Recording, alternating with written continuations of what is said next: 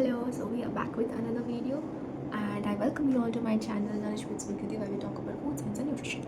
In the last video, we spoke about carbohydrates. We learned few things about it, like which form of it is easily digested and which form of it is difficult to digest and which doesn't get digested at all. And we also talk about in this video we'll talk about carbohydrates in more detail. Like we'll talk about its digestion, its absorption, its metabolism, its regulation, and at the end we'll talk about how much of it should we actually consume. How much carbohydrate is too much carbohydrate? Like if you are having carbohydrate in lesser quantity or you are having it in excess, both is harmful, both is gonna make you unhealthy. We don't want that, right? We want to keep ourselves healthy and we want to thrive. So for that we need to maintain the amount, we need to consume it in a appropriate manner so as not to become unhealthy. So that's all for the introduction part.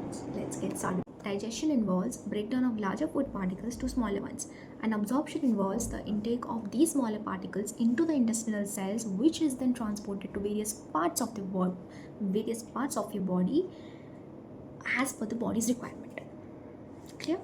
So now human digestive tract starts from mouth, then we have stomach, we have large intestine, all the three parts of it, that is the duodenum, the duodenum, jejunum and ileum. And then we have large intestine, which includes the colon, cecum, appendix and rectum. And then last we have anus. So the food and digestion starts actually from mouth. The major part of the digestion occurs in your intestine, but it starts from your mouth. How? The mouth has salivary gland which produces salivary amylase, an enzyme which helps in breakdown of starch, to shorter chains like maltose or maltotriose or dextrine. Because for, as I mentioned, for its absorption, it needs to be broken down into smaller particles. So here, during mastication, your gland produces an enzyme called as salivary amylase, which helps in breakdown of starch. Now, point to be noted, your salivary amylase cannot work on raw starch, so the food needs to be cooked properly. Now, by cooking thoroughly doesn't mean we need to wash them again and again. That will eventually lose all its other nutrients, because the water soluble nutrients gets destroyed when we wash them again and again. So yeah, the water soluble vitamins. Now that the food has already reached the small intestine, then the pancreatic amylase, an enzyme which is secreted by the pancreas, along with the other enzymes that is secreted by the brush-bordered epithelial cells, comes to action, which further breaks the short chains into even smaller particles that we call monosaccharides. Then from the last video, we already know about monosaccharides. If you haven't watched it, I would like to say please go and watch it for the information that I have given about monosaccharides. So monosaccharides, in short, they are the simplest form of carbohydrates. So here in the small intestine, the food gets broken down to monosaccharides because of the action of enzymes present. Now, pancreatic amylase helps in converting these short chains to maltose. Like in short, the pancreatic amylase helps in converting or breakdown of starch to maltose. Then we have other enzymes like sucrase, maltase and lactase, and these enzymes act on the respective disaccharides. For example, lactase acts on lactose and breaks it to glucose and galactose, and maltase acts on maltose and breaks it to glucose and glucose. It's two molecules of glucose. And then we have sucrase, which helps in breakdown of sucrose to fructose and glucose. The absorption of glucose is ATP dependent, both glucose and galactose. It needs some proteins that is present on the top of the cell membrane that helps in its transportation. Glucose molecules first gets attached to these carriers. The carriers then helps in movement of these molecules from one side of the intestinal wall to the other. Then from there, it gets transported to portal vein, because as glucose is already, like, glucose has to be present in the blood, so it stays, and galactose then reaches liver Cells of the liver immediately traps the galactose and converts galactose to glucose. So, talking about the absorption of fructose, the fructose absorption is not energy dependent. The absorption occurs by facilitated diffusion, and there are various carriers present in the intestinal walls which helps in absorption of fructose. Now, if the concentration of fructose is higher as compared to the carriers present in the intestinal cells, then the excess amount of fructose does not get absorbed in your body. It further transports or it further moves to the large intestine, and the colon is responsible for fermenting them, and which causes gastrointestinal issues like gas, bloating. And this is a major reason that why the sports drinks are advised not to add fructose in higher concentrations, to keep the concentration of fructose in a limited manner, because higher amount of it will cause discomfort in your digestive tract.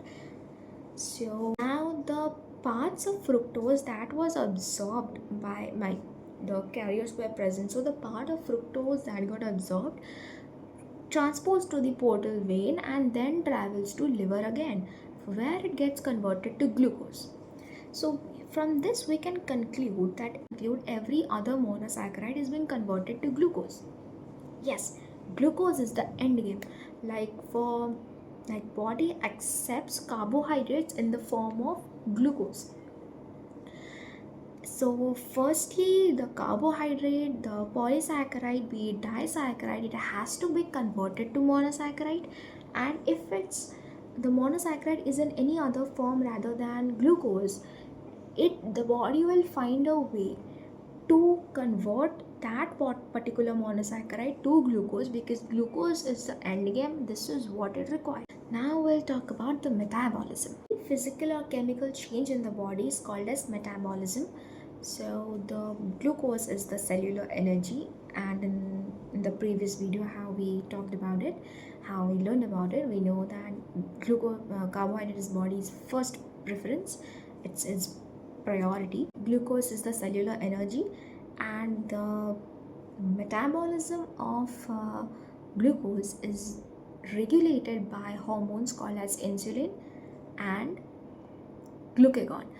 So these are the two hormones which helps in its metabolism.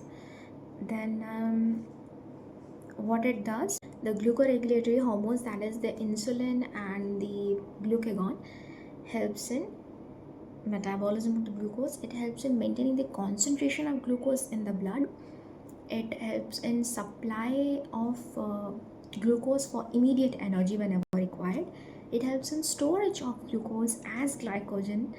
Then it also helps in production of glucose when like production of glucose from amino acids, from lactate, from glycerol whenever required, like when there's absence of carbohydrate. Or it also helps in converting the excess carbohydrates to fatty acids. Now, I just mentioned the production of glucose from amino acids, lactate, or glycerol. In the previous video, I already mentioned, if you are not having your carbohydrate, if you are not consuming carbohydrate, body will find a way to convert every other nutrient to carbohydrate, because it's its first priority. First thing. Second, I mentioned excess carbohydrate converts into fatty acids. Glucose, which is a 6-carbon compound, gets converted to pyruvate, which is a 3-carbon compound, by process called glycolysis. Okay, from there the 3-carbon compound, the pyruvate, gets converted to acetyl coenzyme A, and that gets converted to fatty acids. And fatty acids, when combines with glycerol, it further gets converted to triglyceride, and that is how your body stores fat. Triglycerides gets deposited in your adipose tissues, and that is how you gain fat. That is why I mentioned in the previous video that the ultra processed food or having carbohydrate over nutrition will make you fat. Like consuming carbohydrate is not gonna make you bulky, or it's not gonna make you heavier, or it's not gonna make you fat, but excessive over nutrition, that's guilty in charge. About the regulation of glucose, so the concentration of glucose is maintained at 70 to 110 milligrams per deciliter, or we can say it as 3.89 to 0.06 millimoles per liter. So the hormones, the hormone I was talking about, insulin and glucagon, helps in maintaining the glucose in the blood in this narrow range. The range I just spoke about, that's 70 to 110 milligrams per deciliter.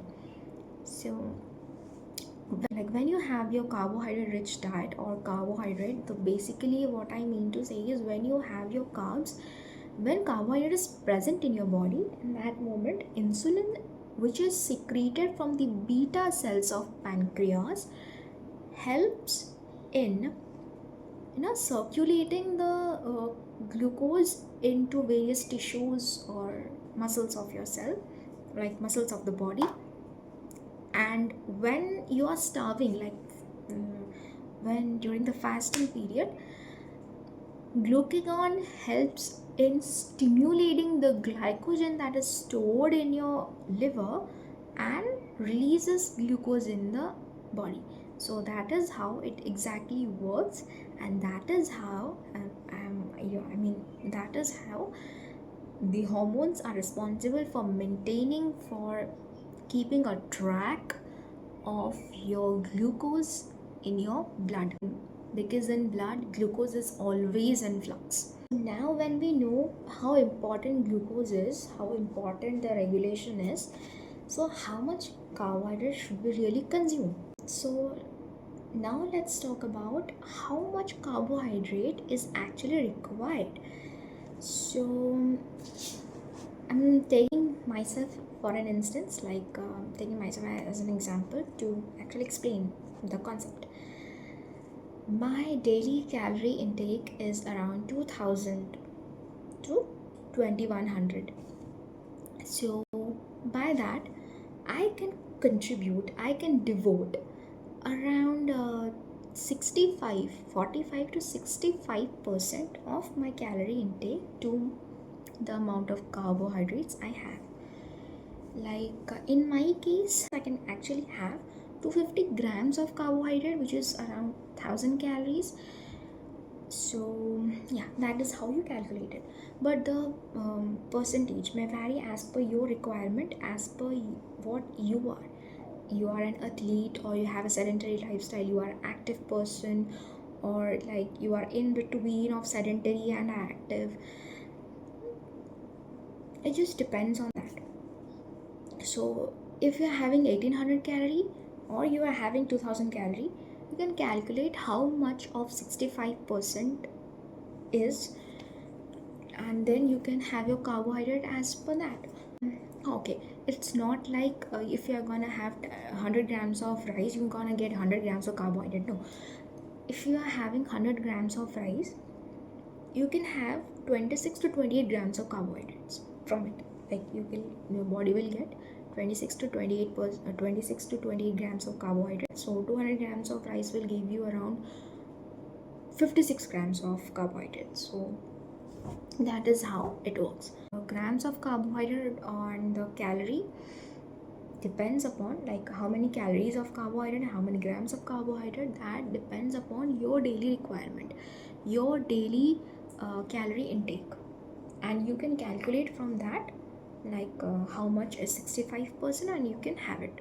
That's not gonna harm, but the percentage may vary, as I mentioned. Could be 45, could be 50, could be 60, could be 65. The between 45 to 65% is what the nutritional science considers as healthy option. We learned a lot about carbohydrates, we learned basics of it, and we also learned about how to consume it, and how much of it, what it does, and everything else. We'll continue the series and we'll talk about another macronutrient in my next video. Till then, take care. Bye bye. See ya.